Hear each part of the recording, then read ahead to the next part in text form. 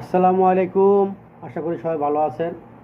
আমি প্রবাস থেকে মোহাম্মদ মনির। আমি ৬টি দাবি নিয়ে আপনাদের মাঝে ভিডিও নিয়ে আসছি। দেখেন, আমার ৬টি দাবি হলো, আপনারা প্লিজ ভিডিওটি দেখবেন এবং ভিডিও যদি ভালো লাগে লাইক কমেন্ট করে শেয়ার করে দেবেন ইনশাল্লাহ।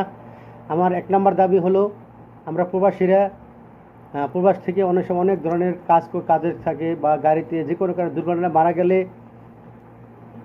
সরকারের এটা বাধ্যতামূলক করা উচিত, করতে হবে যে ওই লাশটিকে সম্পূর্ণ বিনা খরচে তার পরিবারের কাছে হস্তান্তর করতে হবে। তারপরে আমরা প্রবাসীরা এয়ারপোর্টে ও বিমানবন্দরে আমরা যে হেনস্থার শিকার হই এবং আমাদের লাকিজ পাইতে দেরি হয়, লাকিজ কাটা হয়, লাকিজে ভাঙা যায় এবং এগুলি থেকে আমাদেরকে সেবা দিতে হবে বিমানবন্দরে।